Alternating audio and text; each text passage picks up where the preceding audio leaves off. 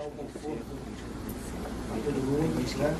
Aqui o ar-condicionado funciona 24 horas por dia, inclusive congelando as pessoas.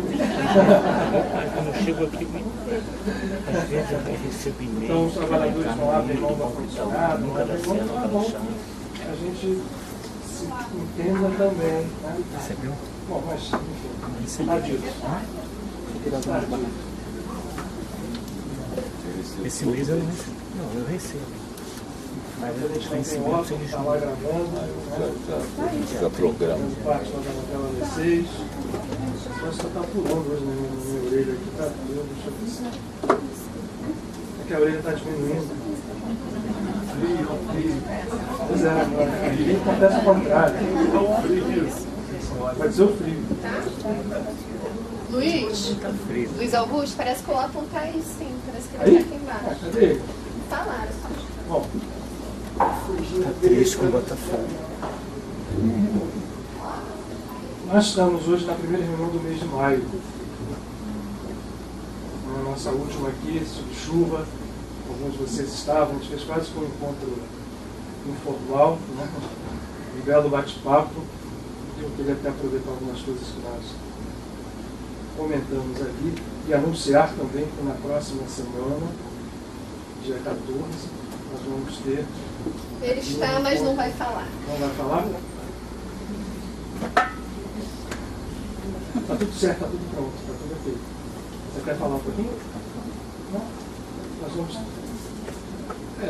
Nós vamos ter aqui a felicidade de poder, dentro do espírito da casa, que nós temos vários, digamos assim, não grupos, mas vários centros nossos, né, de espiritualidade, não espíritas, de diversas escolas que caminham junto conosco, ou melhor dizendo, nós caminhamos junto com eles, entre eles a Self-Realization Fellowship, que vai ser lançado em português. Aqui na casa vai ser um dos encontros de lançamento do livro de Sri Dayamata, que era até um ano atrás, quanto tempo já tem passado? 2 anos já? 2 anos. Tempo boa. Era a substituta de Paramahansa Yogananda, da Self-Realization Fellowship, que era presidente da Self. Ela já está na vida livre, e esse livro vai ser traduzido, já foi traduzido e vai ser lançado. Então nós vamos ter aqui uma grande festa espiritual de lançamento do livro, e falando sobre isso, a Rosa vai falar, e também as pessoas da Self virão aqui. Surpresas para vocês. Então eu recomendo intensamente que vocês estejam, porque haverá boas surpresas no próximo dia 14. E hoje, a gente está dentro do mês de maio, na semana, eu sei que todo mundo deve ter lembrado que no dia 13, no próximo domingo, coincidindo com o Dia das Mães, nós vamos ter a abolição da escravatura e a comemoração da primeira aparição de Maria aos pastores em Fátima, que foi no dia 13 de maio de 1917. Sei que erro se é 16 ou 17, mas acho que é 17. E é um mês dedicado, na visão cristã, a Maria. Mas, na verdade, quando a gente foca só na visão cristã, pela nossa formação cultural, a gente não percebe que esse mês ele tem uma amplitude maior, e essa amplitude engloba, inclusive, toda a expressão que Maria nos traz, que é uma expressão plena da característica materna de Deus. O mês de maio é um mês dedicado em muitas tradições, e, portanto, a gente tem que, ao entender isso, perceber que não é por acaso, não é uma soma de coincidências, mas sim um processo ao longo da caminhada. A Rosa até pode nos ajudar aqui, fazendo algumas observações em função da astrologia, que ela tem um curso aqui no estudo desse grupo. Esse mês é um mês que proporciona a percepção mais intensa de Deus como mãe. E é um conceito que, apesar de nós termos hoje na Igreja Católica, e aquelas escolas religiosas que derivaram da Igreja Católica até dentro do Espiritismo mesmo, a percepção da grandeza espiritual daquele vulto, Miriam de Nazaré, que nós conhecemos como Nossa Senhora, o entendimento da maternidade divina é um pouco confuso dentro do catolicismo e também dentro das outras escolas que derivam do cristianismo. No próprio cristianismo, né? O surgimento do conceito de Deus como mãe é muito interessante e muito peculiar. O que eu gostaria hoje, então, de nós fazermos na nossa conversa aqui? Sempre com a ideia prática, né? Quer dizer, para aqueles que estão pela primeira vez aqui, ou não têm costume de frequentar a casa, a gente não faz uma palestra em termos teóricos para passar conhecimento para vocês. O que a gente procura fazer, apesar disso incluir a gente comentar alguns fatos, e aí vocês podem ficar sabendo de coisas que não sabiam, não é apenas isso, é o espírito que está por trás. Então, se a gente consegue fazer isso, a gente consegue atingir o objetivo, que é o que aqui eu procuro sintonizar com as coisas que vão chegando dos nossos amigos espirituais. Porque o que é o lado prático? É nós, percebendo essa maternidade divina, podemos nos conduzir em vida, a nossa vida prática, em função desse conhecimento. Isso faz diferença muito grande, capital, entre quem percebe, conhece, entende, realiza e age, sob o entendimento de que Deus não é apenas um ser barbudo ou unicamente um pai, mas também mãe, do que aquelas pessoas que não conhecem e não entendem isso. É claro que, de uma certa forma, a gente lida com Deus Mãe o tempo inteiro quando a gente vai através de um de seus canais, voltando a dizer, na tradição cristã, um dos seus canais maternos, que é Maria, e a gente então acaba lidando com Deus Mãe através de Maria, porque e aí na prática essa história funciona, mas a gente aprofundar esse conceito, a gente internalizar esse conceito, a gente realizar isso, pode nos levar mais além. E a ideia então da gente hoje aqui é a gente conversar sobre essa face materna de Deus. E mais do que conversar, depois experimentar essa face materna de Deus em conjunto, um pouquinho. Bom, talvez seja estranho realmente entender para quem não está acostumado, mas Deus Mãe, que Deus é, né? Mãe é essa? E se a gente for um pouquinho atrás, olhar todas as tradições, inclusive a tradição cristã, que está enraizada na sua origem, a tradição judaica, por isso eu pedi a Cláudia que começasse a baixar aqui, mas eu não vou me restringir a isso, eu pus um quadrinho hoje aqui também, ó, que apesar de ser pequeno, aqui todo mundo tem que... Eu tinha um professor de física, no Andros, quando estudei, e às vezes ele chegava para a prova, nas provas, e dizia assim, olha, chegava, ele fez isso uma vez só, porque na segunda você não repete, né? Porque quem trouxer binóculo amanhã tira 10. É o Pierre Henry. E aí, enfim, quem trouxe o binóculo, né? Quer dizer, um cara trouxe o binóculo. Ficou disputadíssimo, né? Ele pegou, botou um papelzinho assim no quadro negro e disse assim, aqui todas as respostas. Quem tiver binóculo... Então, quem tiver binóculo consegue ver aqui a Mãe Divina, mas a gente passa depois, eu não vou me restringir à tradição cristã judaica, eu estou aqui com um quadro feito pela Selva, belíssimo, em que está expressa aqui a Mãe Divina como criadora cósmica. No seu seio, na flor de lótus, a tríade, só vou jogar isso aqui agora antes da gente começar, porque eu vou começar pela raiz judaica, cristã, para a gente entender, mas só vou jogar aqui para vocês perceberem o seguinte, no seio da mãe, acreditem no que eu estou dizendo, tenham fé, e aqui essas três figuras, agora esse quadro aqui ele volta lá para a parede lá embaixo, para quem quiser olhar, todos os dias ele está ali perto da janela do primeiro andar, e fica ali, eu só retirei e trouxe. No seio da Mãe Divina está a tríade criadora da tradição védica. Estão aqui Vishnu, Brahma e Shiva. E muita gente fala assim, os deuses criadores dos hindus são a trindade, Brahma, Vishnu e Shiva, aquela nossa visão de Deus paterno, né? E muita gente acredita bobamente que para ali, só para a gente perceber que essa tríade está no seio da Mãe Criadora, que seria como aquela que os gera.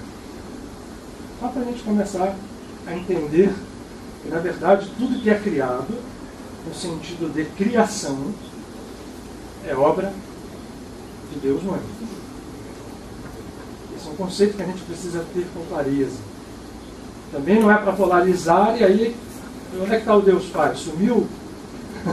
igual, não, ao contrário. Mas a percepção do equilíbrio, mas entendimento da importância de Deus como mãe, e isso faz toda a diferença nas nossas vidas, tem que começar a fazer parte do nosso entendimento, do nosso conhecimento cotidiano, permanente, natural. Deus é mãe e como é mãe. A tradição judaica e cristã nos fala isso com muita clareza, numa outra linguagem, como a tradição védica. Isso nós vamos resumir a duas aqui pelo tempo. Mas se eu buscar na mitologia grega, se eu buscar em quaisquer mitologias, eu vou encontrar este mesmo conceito. É que a gente tem um espaço de tempo aqui curto. Então, né, a Rosa já levantou aqui, você quer... enfim, você vai nos Sumérios, você vai ali, onde você for, no Japão, na tradição Shinto, você vai perceber a Amaterasu, que é, nós fomos ao budismo, vamos ver as taras, né? Alguém outro dia acho que fez no nosso grupo de mesmo, a Maria Helena, que colocou sobre a tara verde, né? Então, a percepção da maternidade divina, apesar do budismo até ser mal entendido como achar uma concepção espiritual ateia, que não é, né? Ao contrário. No budismo fica muito claro isso, e, enfim, é que a gente não percebe muito bem. No cristianismo e no judaísmo, isso ficou submerso, oculto, sob códigos, sob formas que não nos davam com clareza essa aparência, mas fica muito fácil de ver se a gente tem olhos agora. E isso que eu gostaria de fazer com vocês antes da gente partir para depois, no final, uma experiência em conjunto, porque sendo esse o mês da Mãe Divina, começando agora esse nosso primeiro encontro, por que nós não aproveitarmos isso para experimentarmos e experienciarmos o poder da Mãe?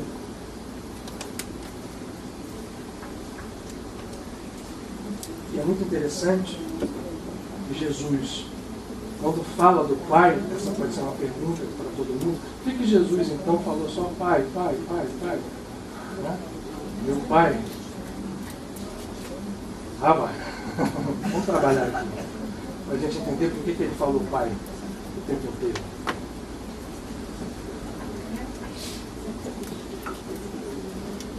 Essa caneta laser? Vocês estão vendo as minhas mãos? Quem esteve aqui com a gente na segunda-feira passada viu que a gente conversou muito sobre o que está aqui. Isso aqui pode parecer algo que não... O nome de Deus, de 4 letras, o nome sagrado, é um nome até dito como impronunciável, de tão sagrado, porque ele traz nele o poder e a expressão, seja por que ângulo a gente analise na criação, na visão judaico/cristão. Por que eu digo isso? Né? Sim, deixa eu só fazer uma volta, por favor. Nós vamos ficar com essas duas tradições, até por força de tempo, e para a gente poder perceber como as coisas são a mesma coisa, ditas com linguagens diferentes. É como se eu agora fosse falar a vocês uma comparação muito simplória, quase, que eu estivesse falando em português, e depois, quando eu fosse falar da tradição védica, eu mudasse para inglês. É uma diferença apenas de palavra, de construção semântica, mas as ideias que permanecem por trás são sempre as mesmas. Então, nós estamos falando dos mesmos conceitos. Se eu uso essa expressão aqui, e o poder que ela tem, não retira essa expressão aqui e o poder que ela tem, que são os mesmos. Eu disse judaico-cristão porque Jesus nos deixa uma oração conhecida como o Pai Nosso, e está toda ela aqui, ó, estruturada e resumida nestas 4 letras. Jesus fala, só para a gente lembrar, Pai Nosso, que estás nos céus, santificado é o teu nome. Quando ele usa a palavra santificado, ele está usando na concepção real desta palavra. O que é santificar? Santificar é integrar, é reunir, é unificar. O que é santo é o que é são. O que é são é o que é uno. Eu falo isso, já todo mundo já sabe, mas não custa repetir esta palavra em grego, holos, dá origem a santo em várias línguas. Holos é o quê? É o integrado, é o unido, é o unificado. Holismo, né? Essa palavra é tão em moda. Mas o holos é o que dá origem ao holy em inglês, por exemplo, ao heiligen em alemão, e por aí. Ok? Todo mundo já sabe isso, mas não custa lembrar. Quando ele fala santificado seja o teu nome, ele está dizendo exatamente o quê? Unificado, integrado, tornado um seja o teu nome. Porque Jesus não tinha por que fazer uma oração e dizer santificado seja o teu nome, e se Deus é o santo dos santos, é a coisa mais santa que existe, por que ele precisava dizer que o nome fosse santificado? Tinha e tem uma razão. A razão é essa. Nós precisamos santificar o nome, porque este nome se encontra de uma forma que nós poderíamos definir como desantificado ou desconectado. E o que é o nome? E o que se desconecta? É toda a criação como nós a conhecemos. Principalmente, reparem aqui nesse quadro, eu estou rodando aqui, isso aqui é uma árvore da vida cabalística, não se assustem, não vou fazer aula de cabalá aqui, tem gente que sabe isso aqui muito melhor que eu, mas só para mostrar para vocês que principalmente, aonde a minha canetinha de laser está rodando, que é o universo físico. Isto aqui representa, entre outras tantas coisas, esse nome, essas letras. O conceito que está aqui é o conceito de universo físico. O que está acima são outros universos. Nós podemos, por conceito escalar, dizer representa o universo físico, representa também o mundo físico, o corpo físico humano, e aqui também as estruturas suprafísicas do ser humano. Tanto nos universos, quanto nos seres que compõem esses universos. Aqui, onde roda a canetinha perdendo a pilha, mas é a mão mesmo que não aperta, é a mão. É a mão e o contato. Vocês vão ver uma coisa, para a gente ser rápido, porque isso aqui é uma matéria de seminário, longe de uma conversa de uma hora. Vocês estão vendo aqui, olha aqui. Estou rodando aqui em volta, não sei o que é aí de trás. Se vocês estão vendo uma letra que eu estou mostrando aqui, olha. Estão vendo aqui? Não. Não? Eu vou mostrar no quadro. Vocês estão vendo essa letra aqui, ó. Esta letra que está aqui, que é um rei, a quinta letra do alfabeto hebraico, está posicionada aqui. Ah, por quê? Vocês estão vendo aquela que está ali? Lá em cima, ó. Onde ela está? Vocês estão vendo essa que está ali?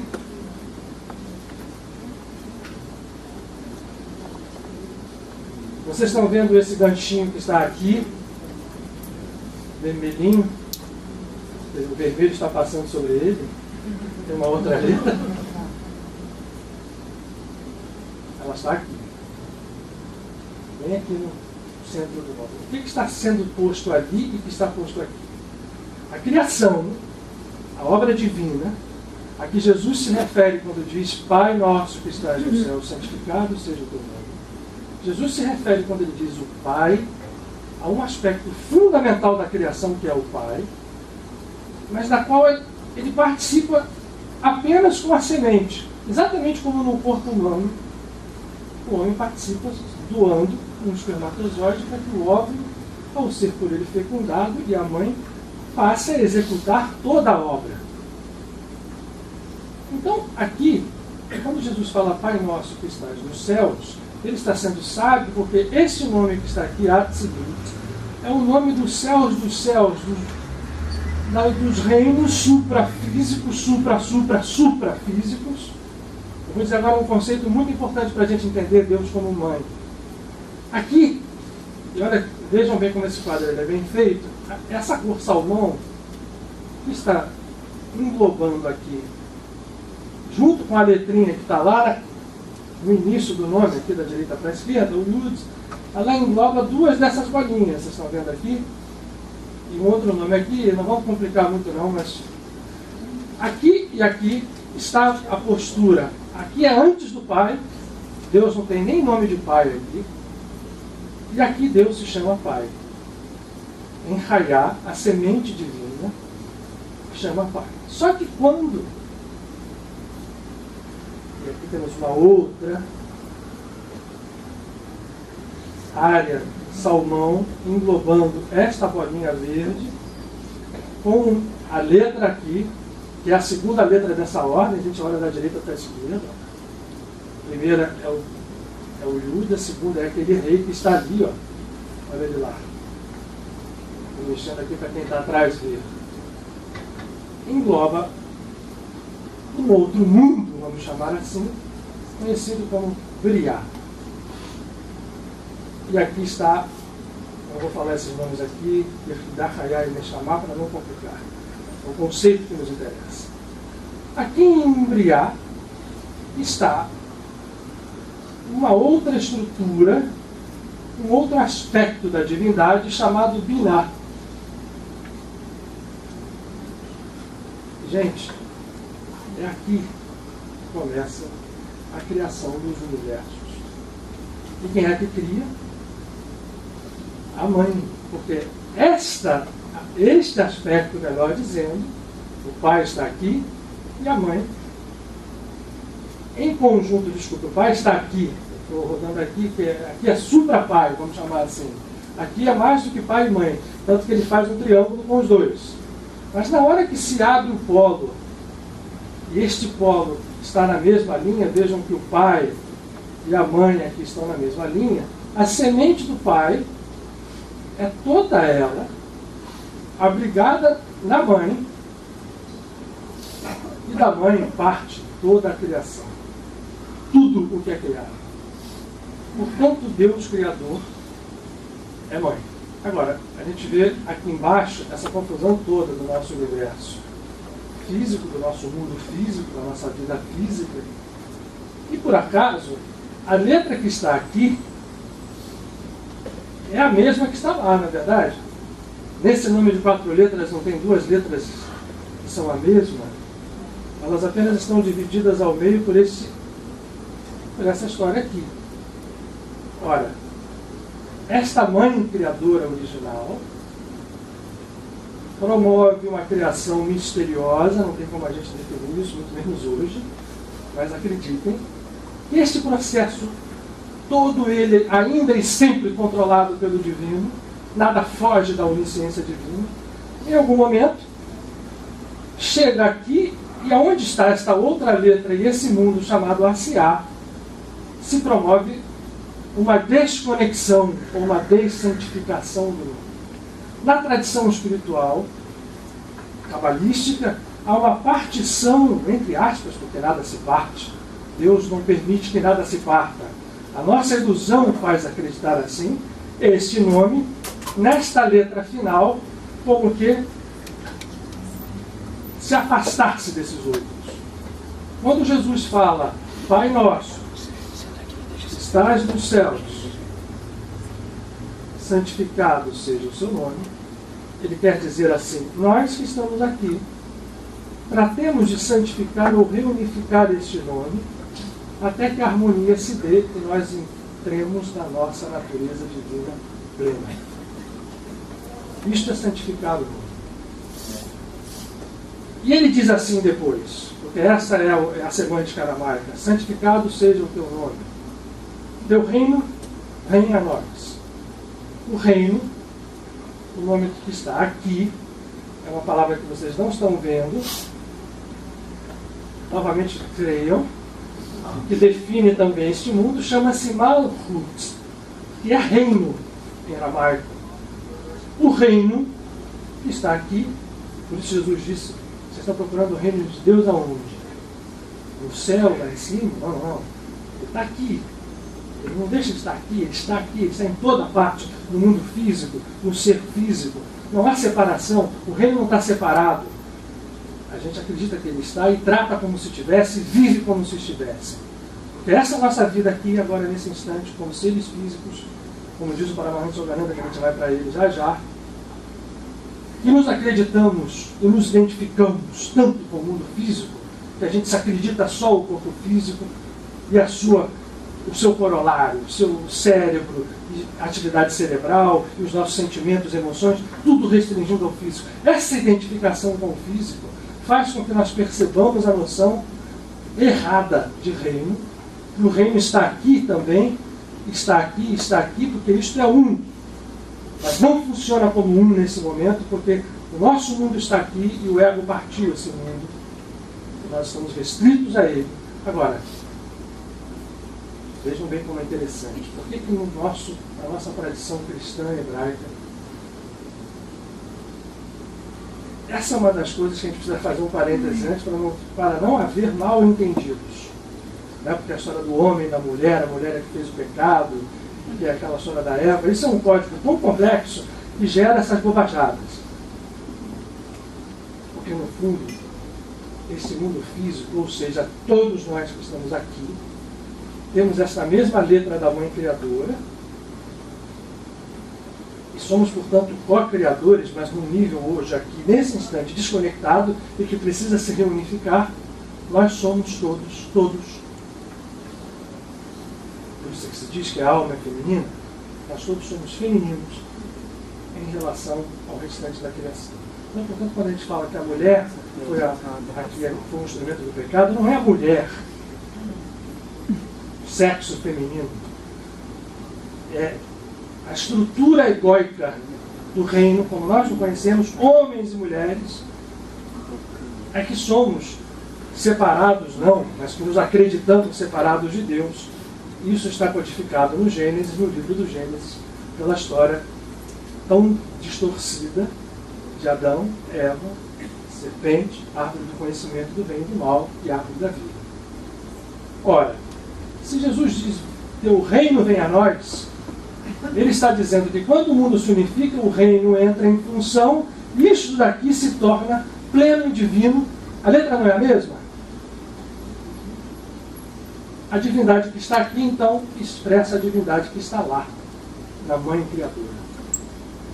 Portanto, a Mãe Divina, que fez todo esse movimento, e aqui no meio há mitologias, olha, se a gente fosse fazer uma coisa aqui, senão todas as visões nos mostram que esta queda, seja pela visão que está no Gênesis, seja pelo entendimento dos gnósticos, seja pelo entendimento da Kabbalah, ela se dá no processo de que o ego, ou a serpente,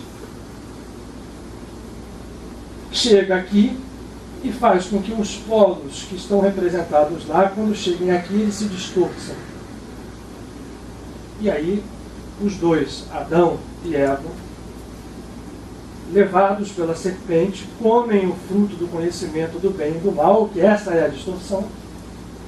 A grande distorção está em entender que esses polos originais, que não são bem e mal, coisa nenhuma, porque não existe isso na divindade, existe a divindade. A divindade está acima do bem e do mal. Para ela, o nosso conhecimento do que é bem e mal humanos só se entende em unificação. Enquanto nós não entendemos isso, nós estamos partidos aqui, nós temos que usar remédios. É isso que nós vamos falar agora quando falarmos de Mãe Divina. Porque para nós existe o bem e o mal, está muito claro. Nas nossas vidas, nos nossos conceitos, na nossa cultura. E é muito difícil a gente entender que há algo acima disso. Porque, é claro, a única coisa, rapidamente, só para que a gente entenda, se a gente acreditasse que mal e bem tivessem existência separados, a gente estaria dando a Deus o atributo de criar o mal, como a gente o entende. É claro que Deus criou tudo, nada pode não ter sido criado por Ele. Senão teria um Deus do mal e um Deus do bem. Não existe, existe um só. Então o que existe é um entendimento distorcido, exatamente por esse movimento aqui de queda, quanto ao que seja bem e o que seja mal. E há uma forma de resolver isso. Uma única forma de resolver essa equação. Que nos faz ter que transcender essa dualidade partida e conflitante.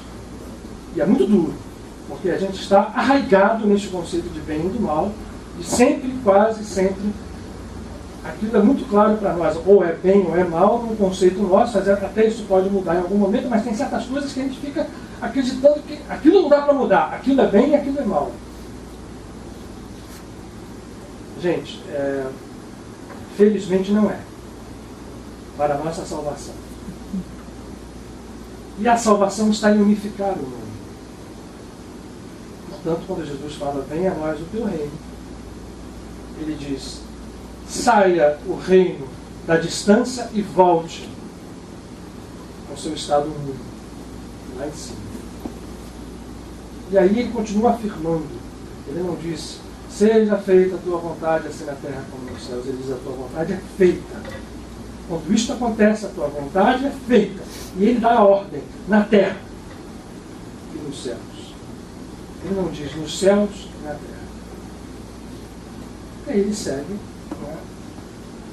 Uma das pistas para nós nos livrarmos do conceito de bem e do mal passa na prática, e ele entra numa fase muito prática da oração, quando ele diz, tu nos dás o pão de cada dia. Ou seja, não há dúvida de que nós não temos nenhuma necessidade de duvidar de que o suprimento existe pela presença divina, representado pelo código do pão. Tu nos dás o pão de cada dia e tu nos perdoas, porque nós perdoamos. A gente reza, né? Isso aí sempre aqui, isso aqui, dentro de um dia vai aprender. A gente reza isso todo dia. E abre o dia mentindo, né? Porque. Que bom, olha, que legal. Quando a gente já começa a pensar, bom, então eu vou tentar. Não vai dar de primeira, nem de segunda, nem de terceira, mas um dia dá. Mas aquela pessoa que reza mecanicamente, automaticamente isso. Na tradição, portanto, hebraica, eu vou tirar o nome e vou pôr agora aqui, nós estamos falando da mãe aqui e da mãe criadora. Porque é ela que vai criar todo este universo.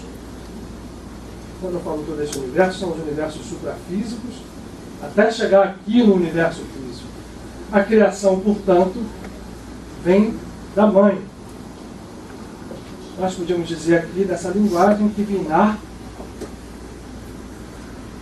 e o mundo de Beriar, que é o mundo da criação, assim se fala, Beriar é um substantivo e verbo que significa criar e criador. Esse mundo está no seio da mãe cósmica.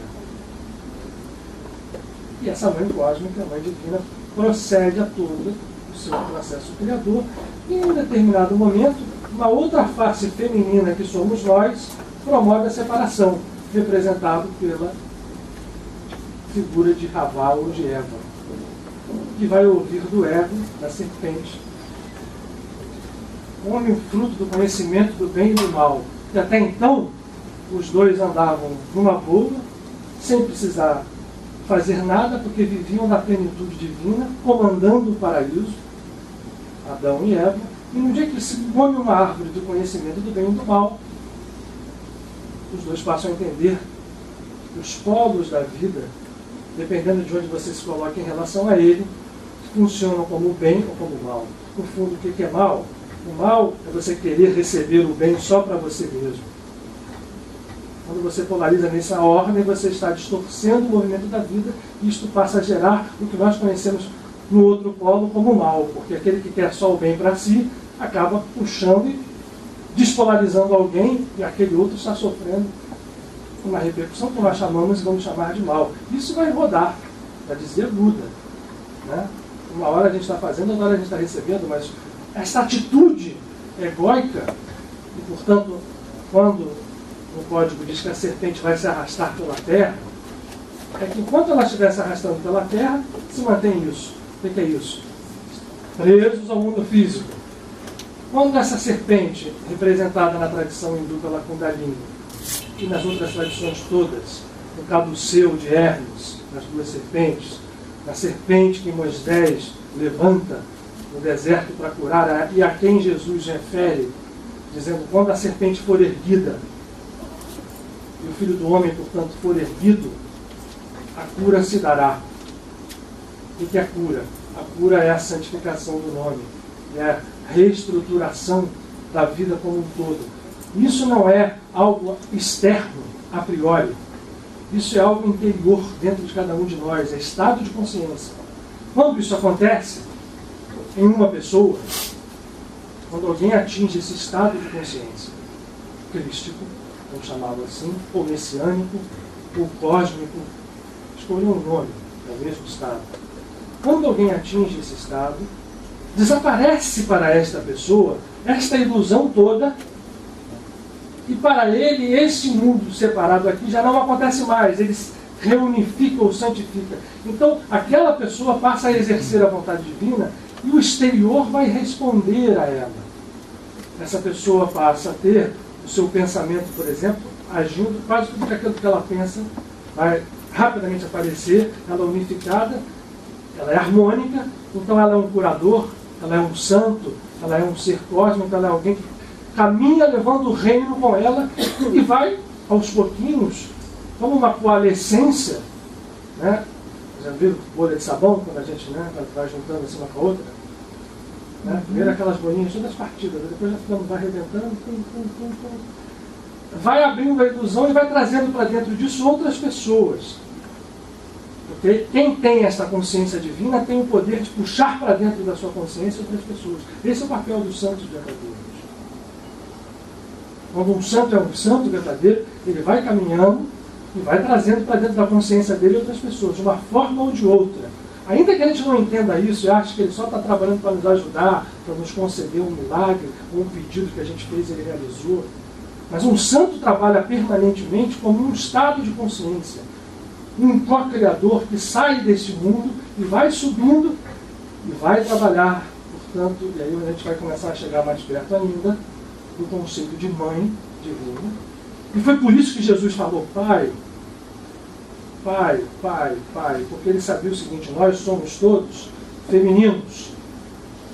E o que ele tem que fazer é: Pai, se una com a mãe no seu momento, enfim, de encontro de consciência, de unificação da consciência, e restaure o mundo. O Pai em mim significa a mãe e o pai unidos. Jesus era alguém extremamente, como outros santos mestres, mas o que então, quando nós estamos nesse estado, a gente vai carregando os outros? Imagine o seguinte: se um vai fazendo isso, imagine se dois fizessem, 3, 4, imagine se várias pessoas vão atingindo esse estado de consciência. Esse processo da bolha aumentando e rompendo a ilusão vai se tornando quase que uma reação em cadeia. E aí o mundo se modifica, dizem todos os santos, quando as pessoas se modificam, por isso. Isso não é só um conceito religioso, nem moral. O mundo se modifica, cientificamente dizendo, e quando alguém atinge esse estado, ele opera forças de unificação que são projetadas do céu para a terra. Portanto, a vontade se faz do céu para a terra. E por isso é que esta letra tem essa forma aqui, ela não tem essa forma por acaso. Vejam que esse mundo intermediário aqui, ó, está todo vinculado a esta letra em forma de gancho. E separa aparentemente, mas na verdade une as duas outras letras rei. O trabalho de unificação, portanto, é o trabalho, e esse gancho equivale ao Pai. Porque vejam só, a forma importante, eu vou pesar na forma aqui, já mostrei. Veja aqui, que se vocês não estão vendo aqui, escondido ali no alto daquele compridinho ali, uma letrinha dessa, ó. Dá para perceber? É como se ela tivesse acompridado, quer dizer, a gente pegar, porque olha aqui, ó, ela está aqui de cabeça para baixo. Ela também está ali de cabeça para baixo. Mas esses dois são iguais, mas se manifestam de formas diferentes. Aqui é equilíbrio, aqui é harmonia, aqui é a criação, luz permanente. Aqui está o faça essa luz do Gênesis. E aqui já é o segundo capítulo do Gênesis. Esse rei aqui já é o Adonai, já é o Senhor Deus. No início, todas as duas palavras são palavras femininas, só para vocês saberem. Plural e feminino. Elohim, que é onde se abre o Gênesis. Bereshit bara Elohim et hashamayim et haaretz. Elohim é a força feminina criadora da Mãe Divina, do cosmos superior e da harmonia. Adonai está aqui embaixo. Os dois são divinos. Só que no segundo capítulo entra em função o Senhor Deus ou Adonai. E o Adonai é Deus mergulhado no pó humano. continua sendo Deus, porque nós somos deuses. Mas o trabalho de se levar para cima, por isso essa letra em forma de gancho, é pegar aquela letra aqui, que estava apontada para baixo aqui de uma forma harmônica, né, que a semente aqui foi recolhida no útero, né, formou aqui essa casinha, esse útero apontou para baixo, né, como se fosse uma cornucópia, a luz veio criando tudo isso aqui, chegou aqui, ficou para baixo, mas ficou para baixo de uma forma já sob a influência da serpente ou do ego. Que não era um animal mau, né? Se vocês lerem o Gênesis, vocês vão ver lá que em nenhum momento a serpente é chamada de diabo, nem de coisa alguma. Ela só era, tem até um elogio, era o mais esperto dos animais do paraíso. Essa é a definição que se dá à serpente. Até porque ela é elevada, seja no Kundalini, na energia Kundalini, seja no caduceu, que é o símbolo da medicina, ou de Hermes, ela suspensa, ela é tão divina quanto qualquer outra forma ou ser da criação. Portanto, quando nós temos que elevar a nossa divindade, o grande caminho, o grande direcionamento volta a ser, e aí hoje a nossa conversa vai chegando a um ponto. A nossa conversa simplificada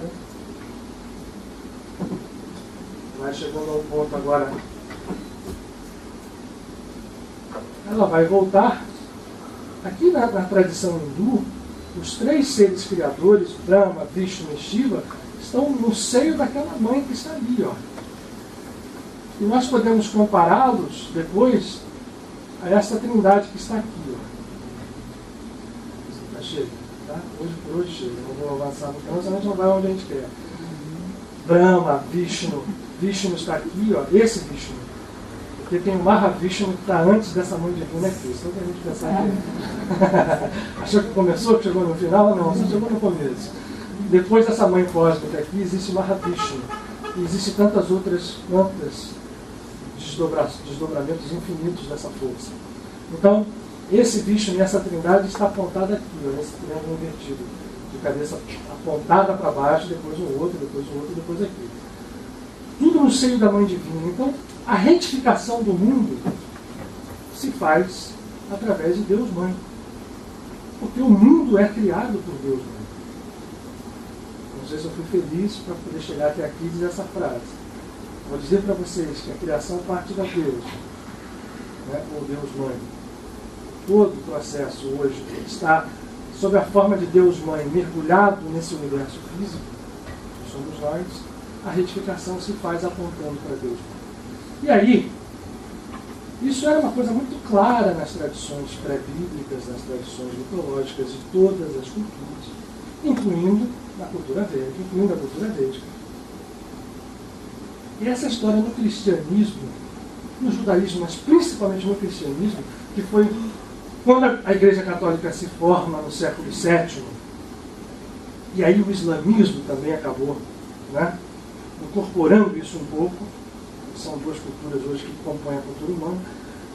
A distorção da figura de Deus Pai, porque é uma distorção, é o não entendimento do que seja o Pai. O Pai é aquela semente que está ali. A semente contém tudo, mas o útero cósmico, a formação cósmica, a estrutura cósmica é a mãe. O mau entendimento disso, principalmente na cultura cristã, faz com que a gente vá se afastando do conceito de Deus Mãe. Isso promove distorções muito sérias. Sérias e graves. Quando é que isso começa a ser retificado dentro da Igreja Católica? Conto essa história porque eu acho ela muito interessante. Então, o preâmbulo da gente fazer a experimentação. Começa a ser retificado isso. É interessante que a gente perceba que o culto a Maria vai aparecer com muita força. Ele existia na Ásia Menor, existia na Igreja Oriental. Na Igreja Romana não se ouvia falar desse culto até quando começa a Idade Média, depois das Cruzadas iniciadas, a construção das catedrais góticas. Por que isso veio, esse conhecimento veio? Os templários, que foram, né? Todo mundo conhece o templário e ninguém conhece nada de templários. Mas os templários, ao chegarem a Jerusalém, serem disponibilizados a entrar na área onde estava o templo e outras áreas. Eles eram pessoas altamente capacitadas, quase todos eles, antes de se tornarem os monges cavaleiros. Eles tiveram acesso, não só por escavação, mas por conversar com os sábios, tanto sufis quanto cabalistas que viviam naquela área. O cristianismo tinha se desconectado completamente até as cruzadas. A baixa Idade Média tinha levado ali a um processo muito esquisito. E quando você tem as cruzadas, os templários chegam lá e começam a receber conhecimentos. Dentre eles, o conhecimento, eu puxo aqui, são 22 livros. Um deles está aqui, que é o Zohar. E no Zohar, Deus Mãe, apesar de ser uma coisa que o judaísmo ortodoxo também tirava, Deus Mãe está presente o tempo inteiro. Esse conhecimento da maternidade divina, da importância disso como obra de redenção humana, apesar de você ter lá no Apocalipse um código muito interessante da mulher vestida de estrela, pisando a serpente posta, né, sobre o mar, em contraposição à besta, isso é um código.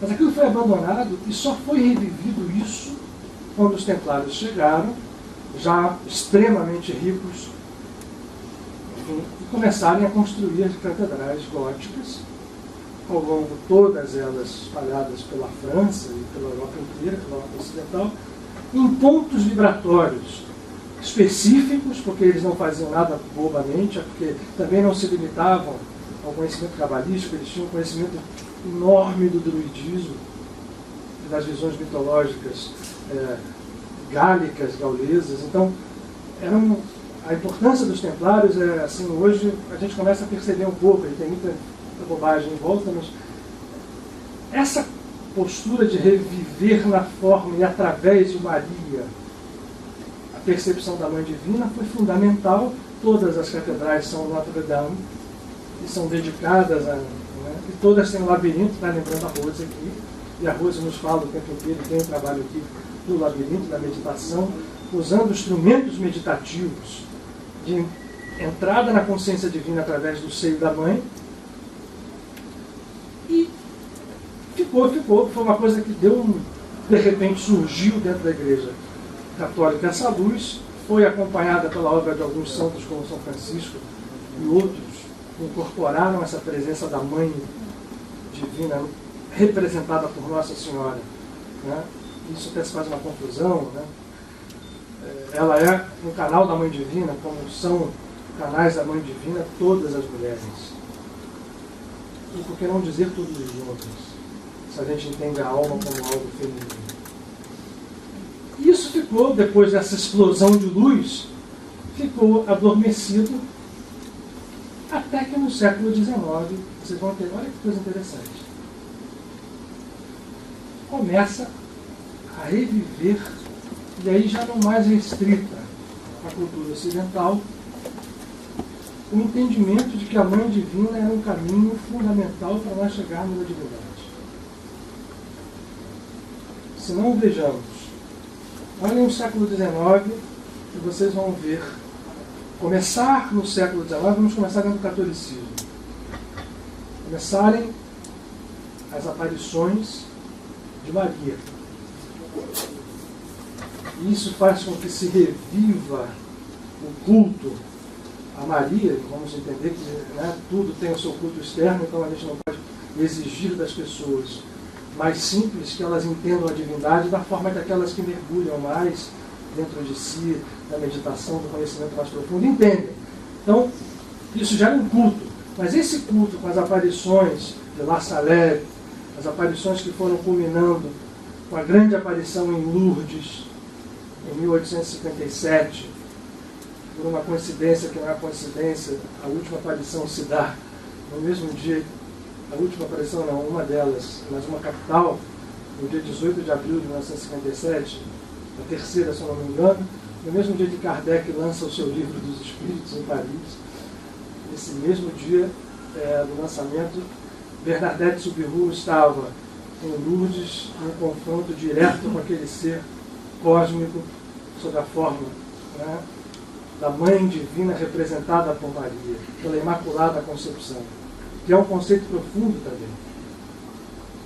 Não é só o conceito superficial da Igreja Católica, de criada sem pecado, ou não ter o pecado original. O que é o pecado original?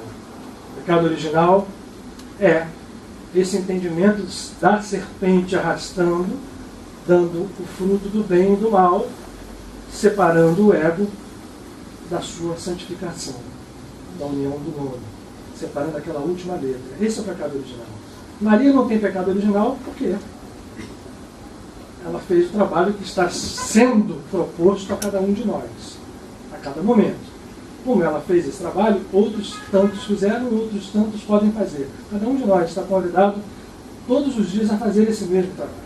Ela não tem pecado original e, portanto, é aquele ser que faz as bolinhas coalescerem.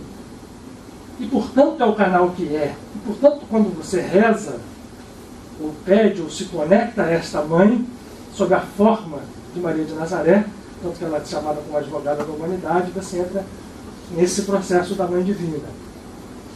Nesse processo de se conectar à Mãe Divina na sua face bondosa, na sua face generosa, na sua face amorosa, incondicional.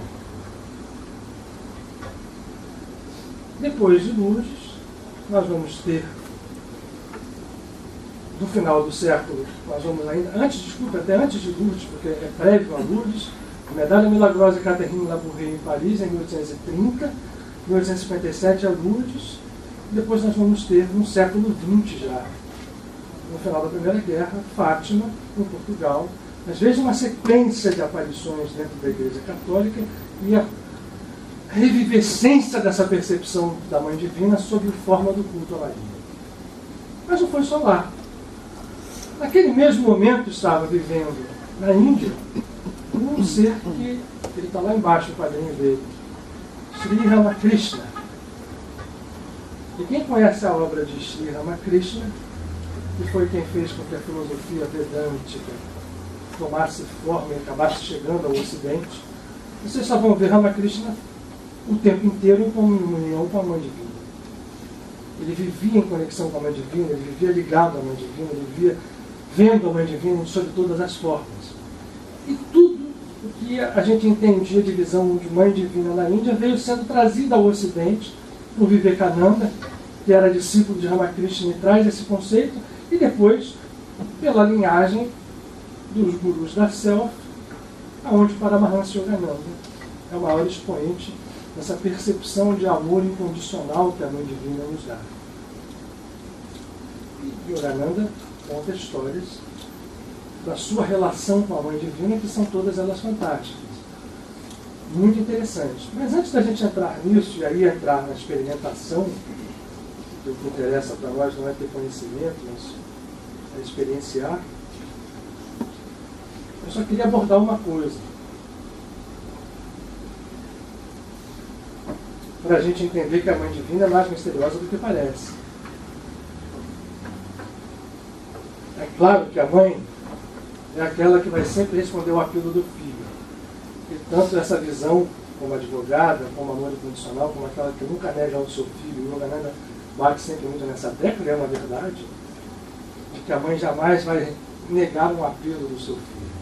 Tem até uma música da Self que é bonita, né? Uma conversa do filho com a Mãe Divina, que é linda, né? Ela pede, o filho pede a ela e ela diz que ela dá tudo, mas se ela der o amor total, ela se dá por inteiro, e aquilo ela quer ainda manter o filho ali com toda a mãe guardado ali no colo e fazendo. Né?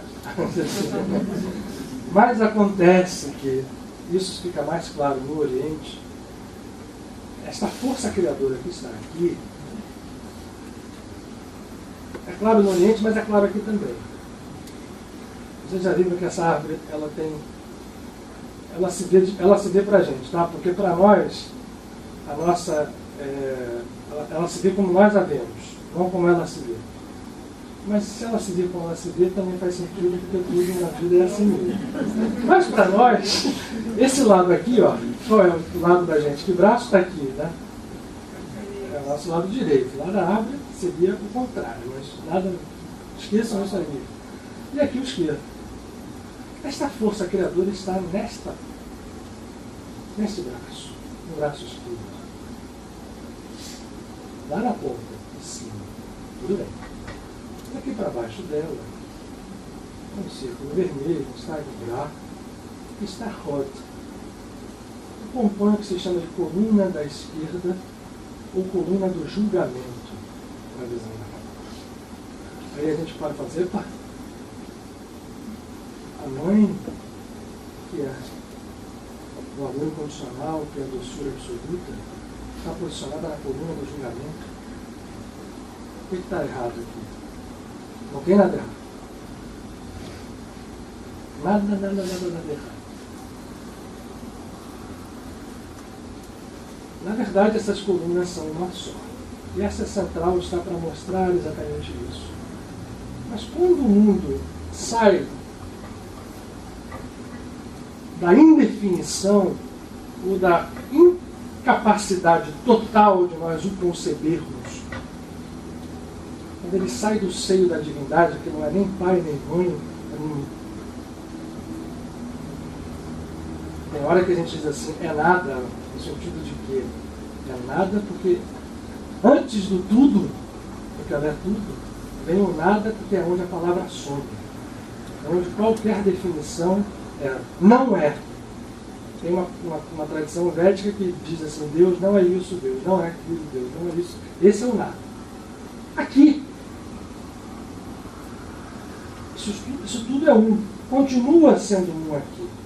É só para que a gente tenha a forma de perceber que essa história se abre numa criação infinita que vai terminar aqui, no nosso mundo físico, no nosso universo físico. Mas ali já se posicionou uma polaridade. E a mãe está na coluna da esquerda. O que significa isso?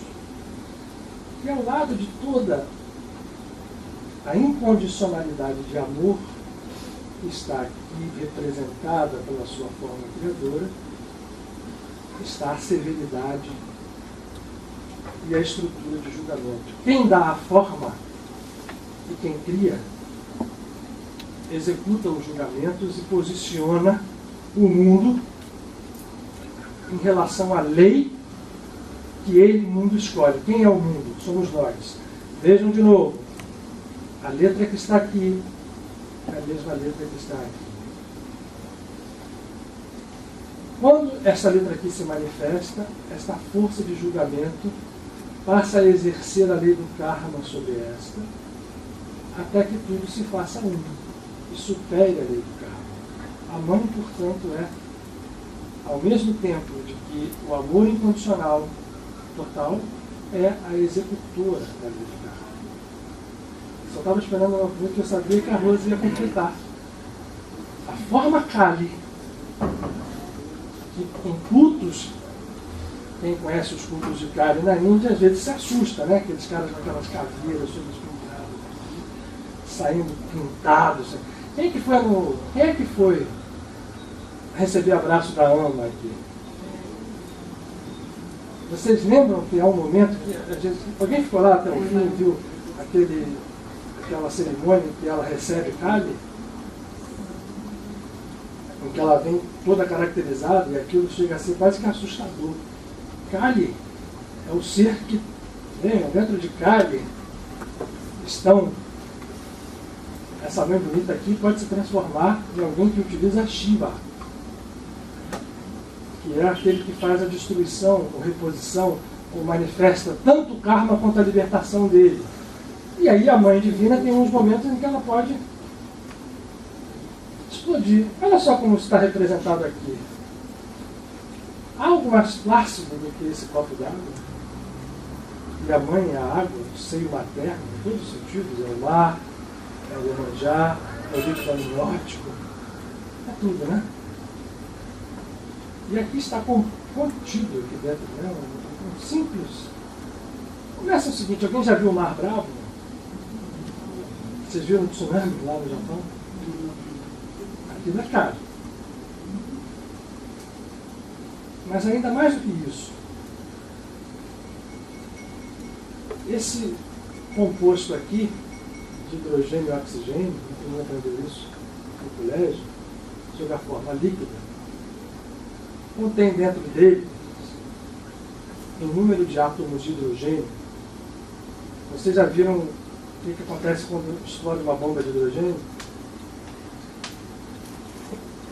Uma bomba de fusão de hidrogênio, se fundem átomos de hidrogênio, um gasto de energia que é muito mais explosivo do que uma bomba atômica. Ora, o hidrogênio, que é o elemento mais simples, que possui um próton e um elétron, para simplificar a história toda, contém essa energia, e aqui dentro deste copo d'água existe energia suficiente represada dentro dos seus átomos de hidrogênio, que aqui devem ser talvez alguns 6 trilhões de átomos. Aqui é a energia para explodir o Rio de Janeiro inteiro. Só a energia que está aqui bonitinho aqui dentro. Eu não estou falando isso de uma figura de linguagem. Agora aqui está dito, eu estou fazendo para menos. Eu estou dando Rio de Janeiro para dá para mais. Era Caxias. Sério. Temos aqui energia represada dentro dos átomos de hidrogênio, guardada dentro dos seus prótons, e se fundido, promove uma explosão dessa ordem. Portanto, cabe a mãe, na simplicidade de um copo de água que absorve tudo, dá forma a tudo, a água é a própria vida, é a própria forma do universo, todos os seus níveis, ela tem esse poder. Portanto, é a esse poder que nós temos que nos dirigir mesmo. Espertamente, os filhos, e dentre eles o mais esperto de todos, Yogananda, tem que saber chegar na mãe. E, portanto, a mãe divina deve ser abordada com um pedido como o bebê quer chorar. Mas diz um ditado cabalístico, mais do que o bezerro quer mamar, a vaca quer amamentar. E, portanto, jamais será negado a quem sabe como chegar à mãe com o pedido do filho. E é esse o processo de abordagem da mãe divina que os grandes seres, no século XIX, seja sob a forma dos videntes católicos, seja sob a forma dos grandes mestres como Ramakrishna, como Paramahansa Yogananda, como os grandes mestres cabalísticos, sabem que se dirigir a Deus na sua face materna é a grande saída para que nós encontremos, no final das contas, o Pai em nós. Porque Jesus, que falou de Pai, Pai, Pai, Pai o tempo inteiro, deixou com muita clareza o papel da mãe, posicionando todos nós no polo feminino, primeiro, todos, homens e mulheres, e depois, permitindo que nós enxergássemos, através da sua mãe, o polo de redenção de todos esses femininos inferiores, vamos chamar assim, vou usar essa palavra pela primeira vez.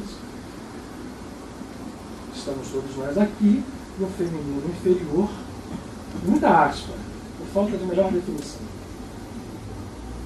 nos referenciando ao feminino supremo, para que a união pai e mãe se faça e, portanto, se retifique todo o sistema quebrado não que ele não quebra nunca, iludido, em santificação. Para isso a gente tem que saber como a gente chega, e portanto todas as orações, todos os cultos possuem essa força fundamental.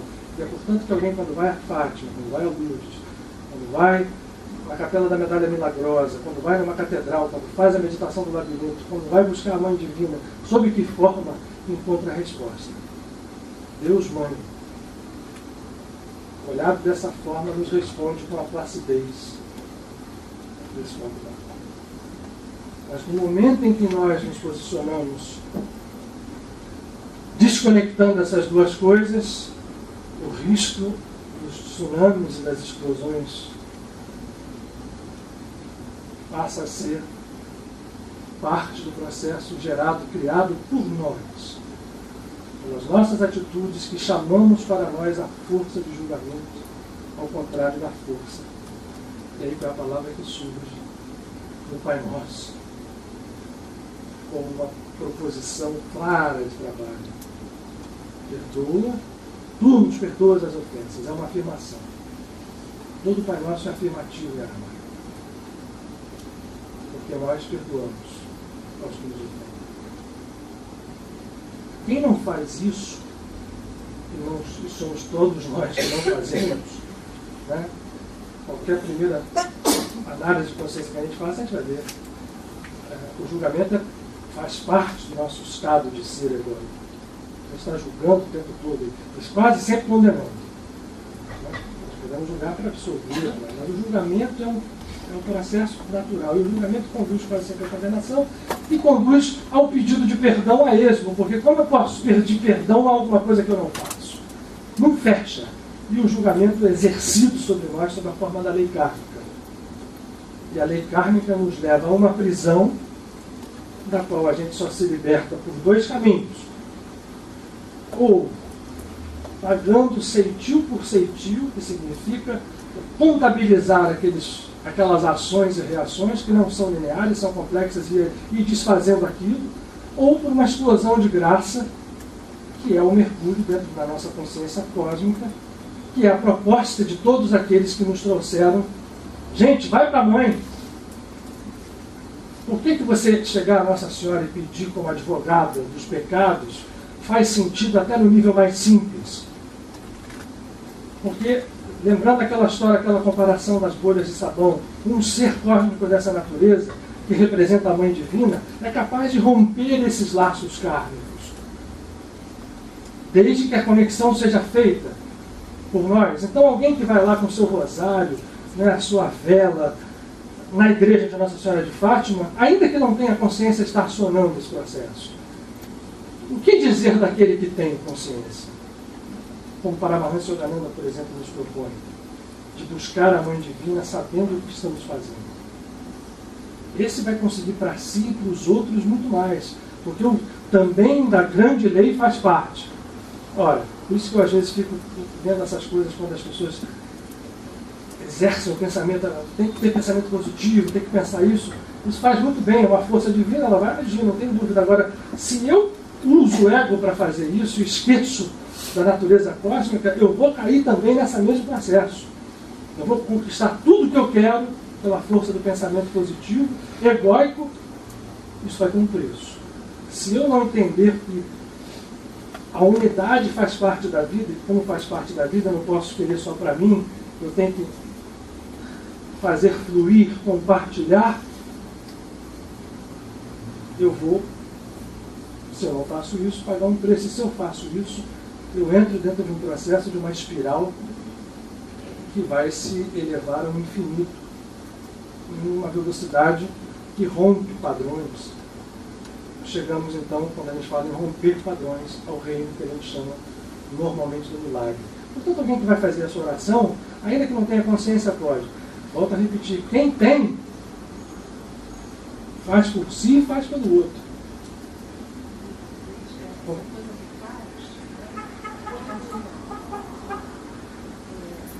Quando você desrespeita esse fluxo, eu estava lembrando quando a mãe dos Pândavas foi desrespeitada, começou a guerra. E aí houve toda a separação e a decadência, que vem até hoje. Né? Veio através do desrespeito da mãe. Veja que todos os processos, né? Lembrou bem a Rosa, né? Todos os momentos capitais, no caso do entendimento da linguagem védica, se dá sempre no feminino. Né? Cita Ratada de Rama, a mãe dos Pandavas é desrespeitada. O feminino é sempre posicionado numa forma capital e decisiva, tanto para a queda e para a coisa, quanto para a redenção. As coisas são feitas de uma forma, ou seja, nós temos que buscar a Mãe Divina dentro de nós e através de seres que a expressam em toda a plenitude. Portanto, vale rezar para um santo ou para uma santa, ou alguém que nos conduz à Mãe Divina, porque é a Mãe Divina sim que vai nos cobrir os karmas. Porque ela é amor incondicional. Mas para que isto seja verdade, para que não seja limitado apenas àquele movimento de lampejo, de alguém que num desespero vai numa igreja, acende uma roda, uma vela, faz uma prece, faz um pedido, aquilo é um lampejo de luz. Funciona. Quantas pessoas não recebem aí tanta coisa com isso?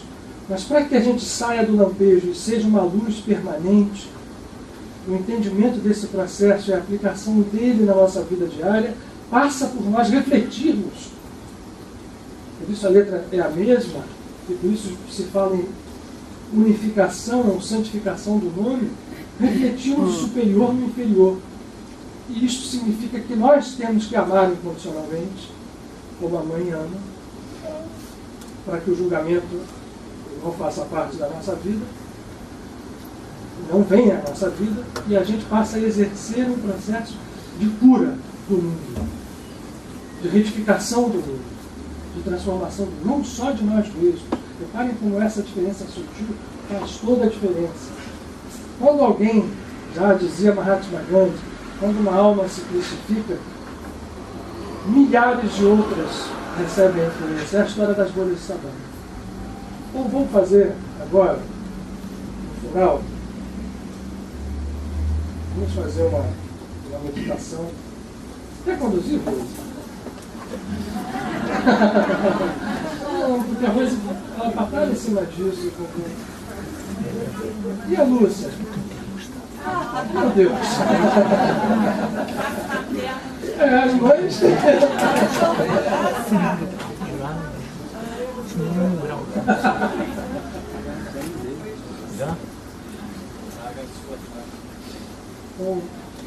Mamãezão.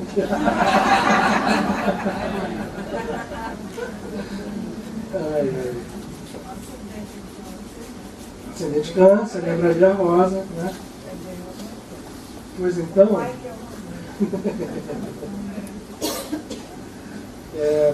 enquanto a gente se prepara, quem quiser levantar, esticar o braço, acordar. Tem música? Vamos fazer? Ah, deixa eu só ver aqui mais.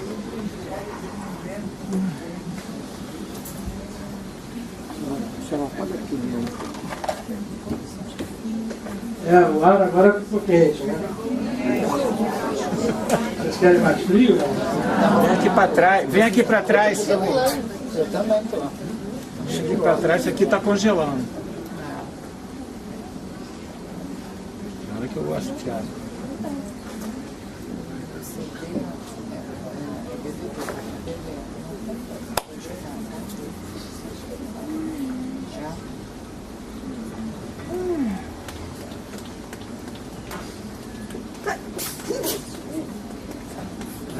Saúde não, direito não.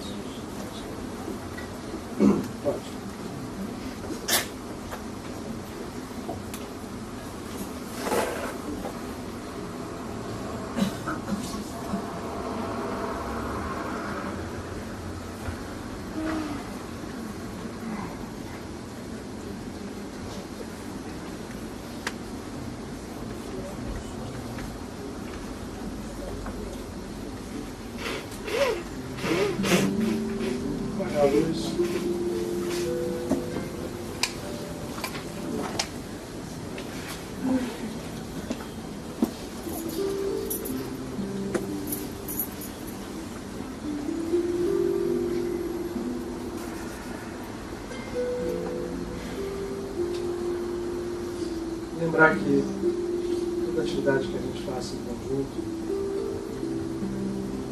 mergulhos internos nesse momento, são extremamente poderosas porque aqui funciona uma lei de conexão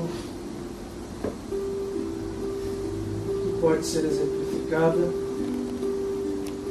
numa chama, ao ser acesa, uma única vela, pode se partilhar por infindáveis outras, sem perder o seu poder, ao contrário, se reproduzindo, aumentando a sua expressão. Se nós entendemos assim, cada um de nós poderia ser também, por sua vez, comparado ao mundo que compara suas mãos, a vela apagada. Os nossos amigos que aqui estão, todos eles trazem já a acesa, a luz divina, o fogo, Cristo, o Espírito, dispostos a acender as nossas luzes, para que nós possamos acender por nossa vez as vidas. Essa conexão é infinitamente poderosa. Nesse momento, cada um de nós tendo a sua vida, seus tormentos, suas dúvidas, temos, ainda que oculta, pela multidão dos nossos pecados, ou seja, pela multidão das ilusões que temos criado. Porque pecados não se contam da forma que nós acreditamos, mas se contam pelo número de vezes em que reforçamos a concepção de separação e de ilusão, ao acreditarmos que as nossas ações não façam parte de um grande conjunto de interconexões que se refletem umas às outras, e que a nossa pequenina ação, o nosso pequeno pensamento, o sentimento mais despreocupado, são reflexos da divindade em nós e se conectam ao universo inteiro por não termos disso consciência. Reforçam mais e mais a ilusão de separação. Mas nesse momento, em todos os momentos em que estivermos saindo dessa caverna que criamos para nós mesmos, para o ser que somos, para a luz que somos, ainda que eles sejam nítidos, ou mais nítidos e mais claros agora, e nem tanto a seguir, esses momentos são fundamentais, porque são sementes vivas. Conectados uns aos outros, percebendo a unidade fundamental da vida que brilha. Anjos, arcanjos, e nós, seres que buscamos a luz, a mínima partícula, aparentemente sem função no cosmos, tudo é um. E é essa unidade que queremos expressar nesse instante. Porque sabemos e queremos experimentar e saborear, que assim sendo e assim fazendo, estamos operando como deuses e realizando o trabalho divino. E a obra divina é pura, é luz, é a harmonia que supera o bem e o mal.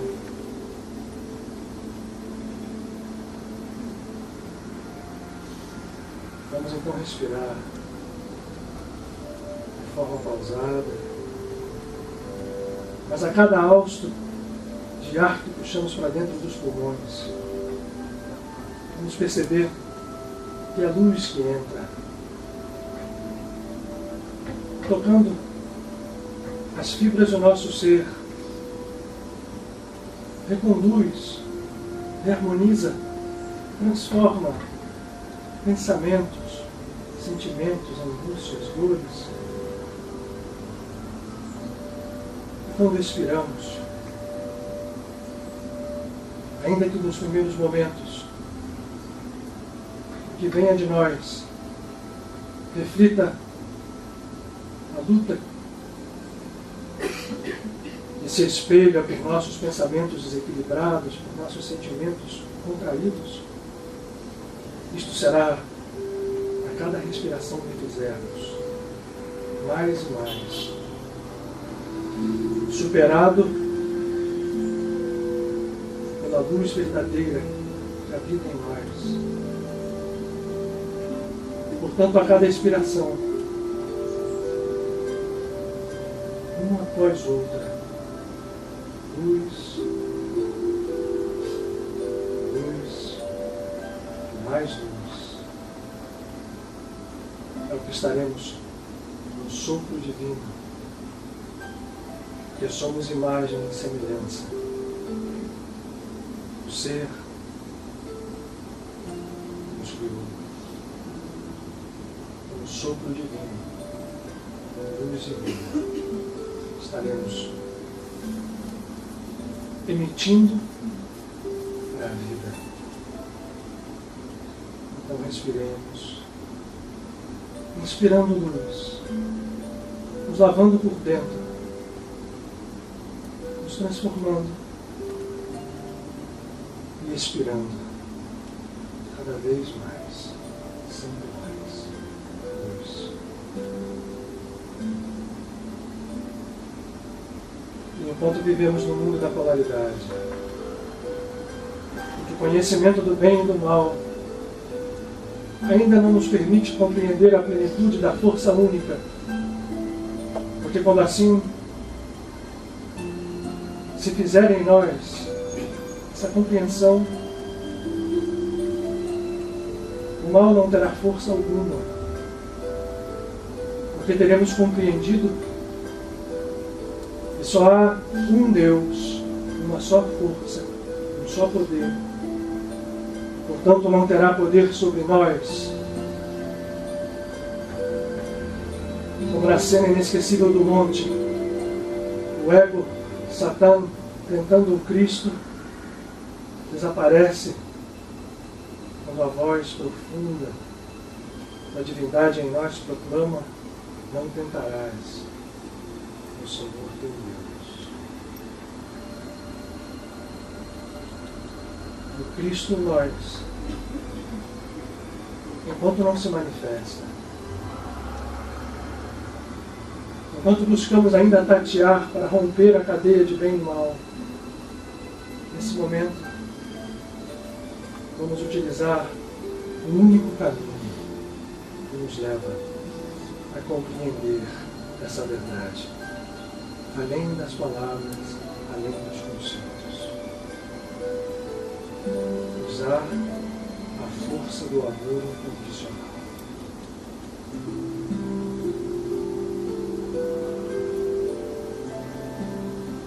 Vamos nesse momento, cada um de nós, e agora livremente, nos imaginarmos um lugar, seja num santuário, recolhidos, seja num ambiente da natureza, sob uma árvore, à beira de um lago, ou à beira do mar.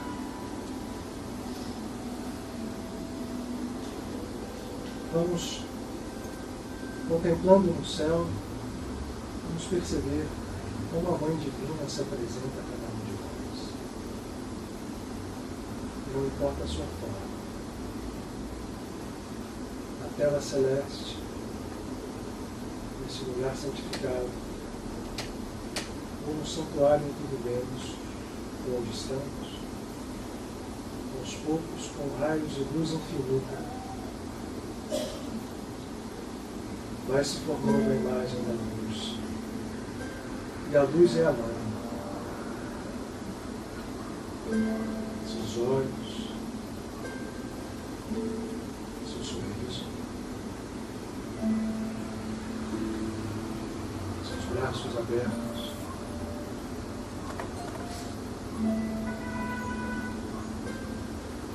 Vamos nos entregar a crianças pequeninas.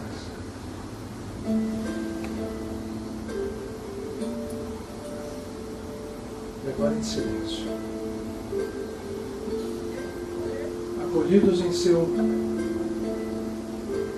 ventre, nem seu braço, em seu coração.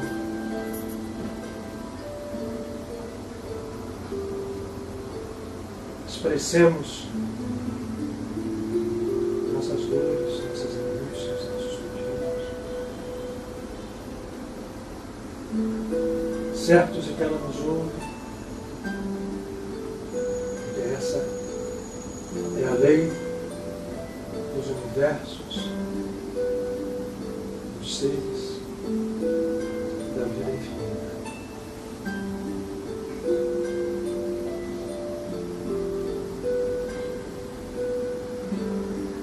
Quiçá, nos alguns instantes, nossos pedidos justos silenciem em função da linguagem do amor infinito. Vamos aos poucos percebendo o silêncio.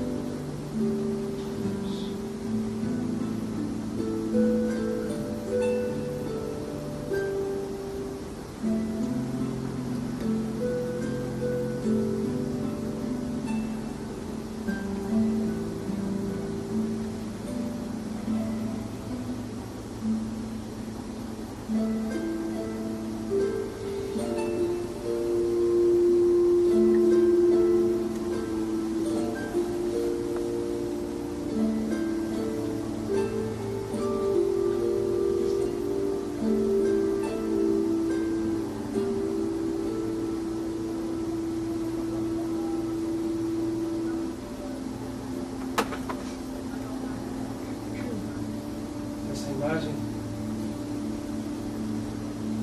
seja por nós agora mantida como referência a todas as vezes que precisarmos de clamar pela Mãe, por filhos que somos, onde estivermos, na situação em que estivermos vivendo. Ser usado. Que nós não nos esqueçamos nesse instante de rogar pelos filhos, nossos irmãos, principalmente por aqueles que entendem que haja mal e bem, que se procuram nos fazer o mal nesse instante, na força do amor incondicional, no seio, no colo de nossa Mãe Divina, nos percebendo que eles também possuem, ainda que oculta, a centelha. Se conseguirmos, com o auxílio da Mãe, enxergá-la, desfazemos imediatamente, com o poder do amor, quaisquer manifestações de força externa com a aparência do mal, porque não há só um poder.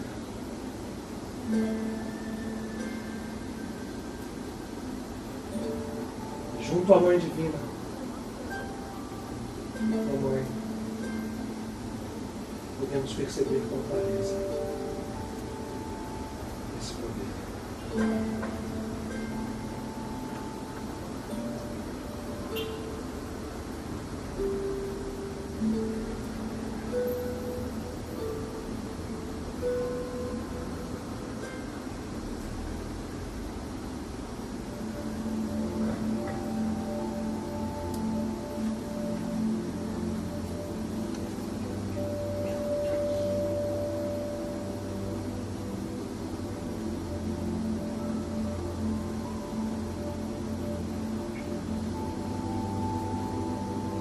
Sem deixar que essa imagem se desfaça. Porque ela significa que a Mãe Divina estará sempre aqui. No acesso de nosso pedido e do nosso chamado. Vamos respirando mais uma vez. Luz. Luz.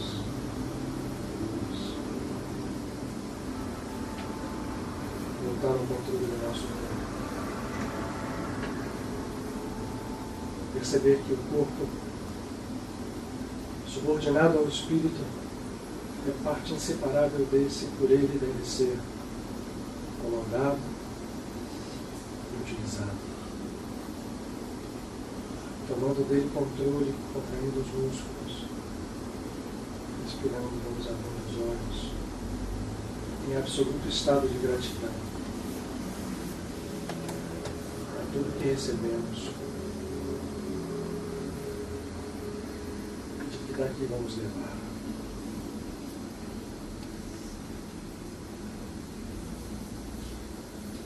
Aos poucos vamos abrindo os olhos.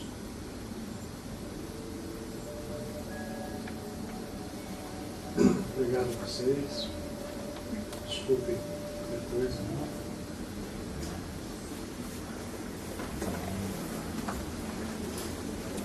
Uma boa semana. Muita luz.